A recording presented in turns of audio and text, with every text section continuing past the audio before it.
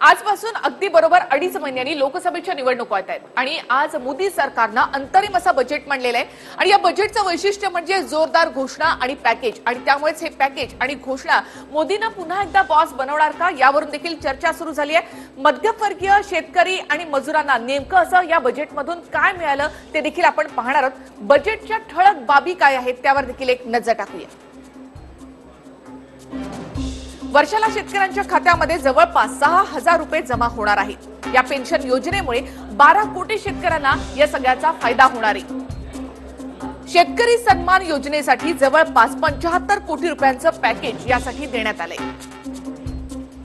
1 डिसेंबर 2018 पासून शेतकऱ्यांच्या पेन्शन योजनेची खरं तर सुरुवात होणार आहे। 21,000 पगार असलेल्यांना 7,000 रुपये बोनस देखील दिला जाणार आहे। 20 लाखांपर्यंत ग्रॅच्युइटीवर कर लागणार नाही। तसंच आता कामगारांच्या मृत्यूनंतर जवळपास 6 लाखांची भरपाई यासाठी दिली जाणार आहे। 10 कोटी मजुरांना श्रमयोगी मानधन योजनेचा लाभ मिळणार आहे। 60 वर्षानंतर मजुरांना 3,000 रुपयांचं पेन्शन देखील मिळणार आहे। जवळपास 10 कोटी मजुरांना श्रमयोगी मानधन योजनेचा हा लाभ मिळू शकणार आहे। सैनिकांचं पेन्शन हे दुप्पट होणार आहे। आता साधारणतः 3,500 रुपये पेन्शन सैनिकांना मिळतं ते आता 7,000 रुपये पेन्शन या सैनिकांना मिळणार आहे। अर्थसंकल्पाची सगळ्यात महत्त्वाची हायलाइट करणारी बाब म्हणजे 5 लाखांचं उत्पन्न हे करमुक्त। पियुष गोयल यांची ही घोषणा टीव्हीवरून झळकली आणि सर्वच मध्यमवर्गीयांमध्ये चांगलंच आनंदाचं वातावरण निर्माण झालं। पण 5 लाखांच्या करमुक्त उत्पन्नामध्ये समज आणि गैरसमज तेवढेच आहेत, कारण 5 लाखांमध्ये सर्वांचंच उत्पन्न हे करमुक्त नसणार आहे। नेमका 5 लाखांचा हा खेळ काय आहे ते आपण पाहूयात टीव्ही9च्या स्पेशल रिपोर्टमधून। निवडणुकीच्या तोंडावर मोदींचं बंपर बजेट।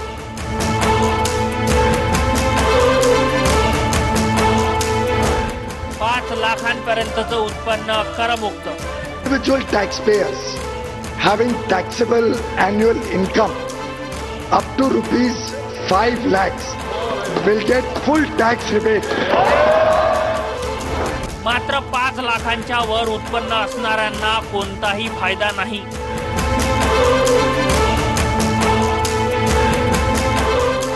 फक्त गरीब मध्यमवर्गीयांनाच 0% कर रचनेचा फायदा।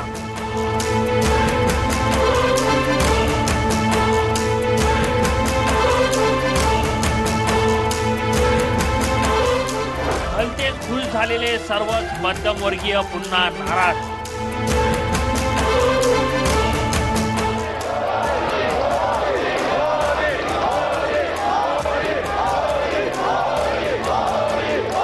जी अपेक्षा होती तशीच कार्बन कॉपी पंतप्रधान मोदींनी छापली।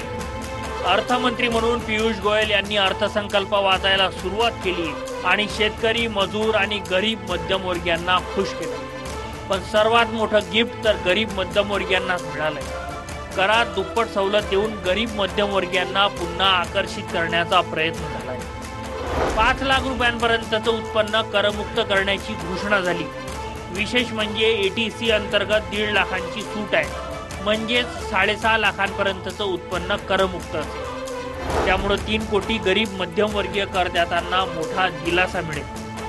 Existing rates of income tax will continue for FY 19-20 also. I propose the following changes.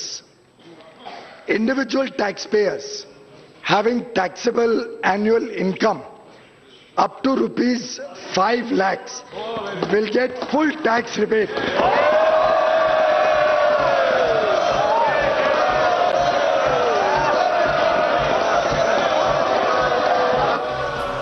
मात्र यातही मोठी गोम आहे, कारण 5 लाखांचं उत्पन्न सर्वांसाठी सरसकट करमुक्त नाही। तर ज्यांचं उत्पन्न 5 लाखांपर्यंत आहे त्यांनाच उत्पन्नावर कर नाही। पण ज्यांचं उत्पन्न 5 लाखांच्या वर आहे त्यांना आधीचीच कररचना लागू असेल, म्हणजेच त्यांना 2.5 लाखांपर्यंतच उत्पन्न करमुक्त आहे। म्हणजेच तुमचं उत्पन्न 7 लाख रुपये असेल तर तुम्हाला मिळणारी सवलत ही 2.5 लाखांचीच आहे।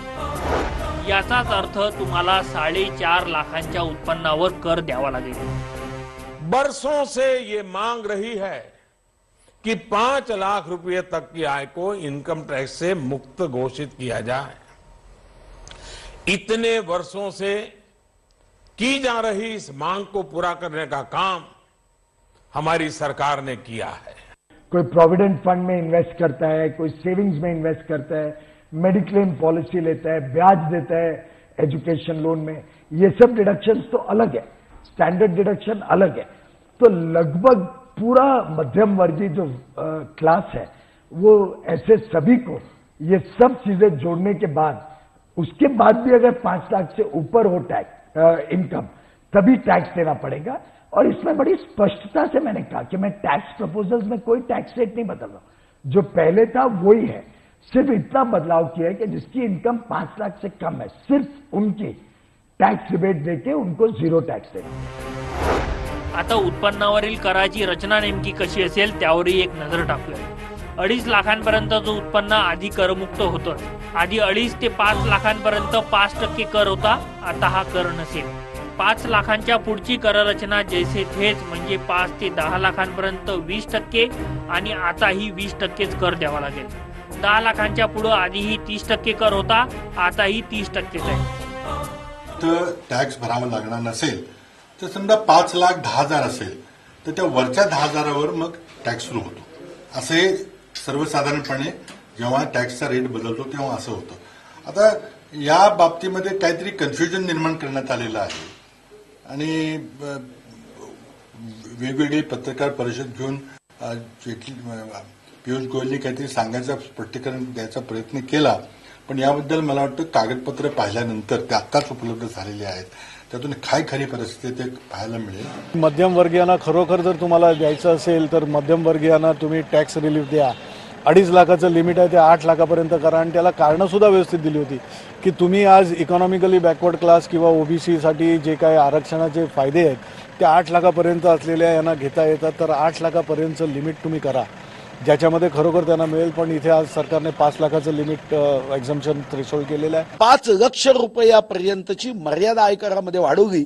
स्वातंत्र्यानंतर इतकी मोठी जंप आयकराच्या मर्यादेमध्ये पहिल्यांदा होत आहे। लोकसभेच्या निवडणुका अवघ्या 2.5 महिन्यांवर आहे। नोकरदार वर्ग हा भाजपचा मतदार मानला जातो। गेल्या 4.5 वर्षात मोदींवर मध्यमवर्गीयांची नाराजी वाढली आहे, पण शेवटच्या क्षणी 5 लाखांपर्यंतचं उत्पन्न करमुक्त करून गरीब मध्यमवर्गीयांना खुश तर नक्कीच केलंय, पण इतर मध्यमवर्गीय मात्र अजूनही नाराज आहेतच। विनोद राठोड, TV9 मराठी, नवी दिल्ली। 5 लाखांचं उत्पन्न हे करमुक्त झालेलं असलं तरी यामध्ये वेगवेगळ्या बाबी आहेत। नेमकं किती उत्पन्न असेल आणि किती गुंतवणूक केलेली असेल तर ती किती कर सूट या सगळ्यामध्ये मिळणार आहे किंवा मग आपल्याला किती कर द्यावा लागणार आहे ते देखील आपण पाहूयात विस्तृतपणे, अगदी सोप्या भाषेत। तर तुमचं वार्षिक उत्पन्न समजा 6.5 लाख रुपये आहे, 6,50,000, तर तुमचं 80 नुसार तुमची गुंतवणूक 1.5 लाख रुपयांची असेल आणि करपात्र उत्पन्न इथे असणार आहे 5 लाख रुपयांचं। आणि अशा वेळेला तुम्हाला कोणताही टॅक्स यावर द्यावा लागणार नाही। तुमचं 5 लाखापर्यंतचं उत्पन्न हे पूर्णतः करमुक्त असेल।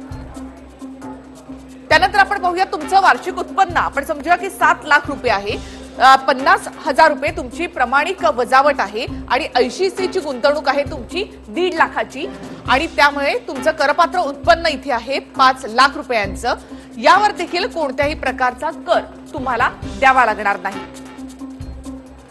त्यानंतर जर तुमचं वार्षिक उत्पन्न हे 8 लाख रुपये आहे तर अशा वेळेला प्रमाणित वजावट जी आहे ती 50,000 रुपयांची, 80 ची गुंतवणूक 1.5 लाख रुपयांची आणि करपात्र उत्पन्न आहे 6 लाख रुपये। तर अशा वेळेला तुम्हाला टॅक्स पडणार आहे तो 32,500 रुपयांचा। जर तुमचं होम लोन असेल आणि त्यावर तुम्ही 2 लाख व्याज देत असाल तर मात्र यावर तुम्हाला कोणत्याही प्रकारचा टॅक्स द्यावा लागणार नाहीये।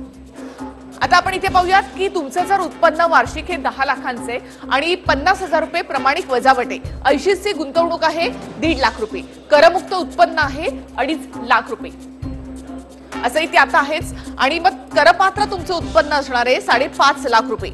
एकूण कर तुम्हाला यावर द्यावा लागणार आहे 5.5 लाखांवर जवळपास 52,500 रुपये। त्यातही जर तुमचं होम लोन असेल 2 लाख व्याज तुम्ही देत असाल तर तुम्हाला 32,500 रुपये तुम्हाला टॅक्स द्यावा लागणार आहे। तर एकूणच हे कसं आहे गणित टॅक्सचा ते आता आपण पाहिलेलं आहे।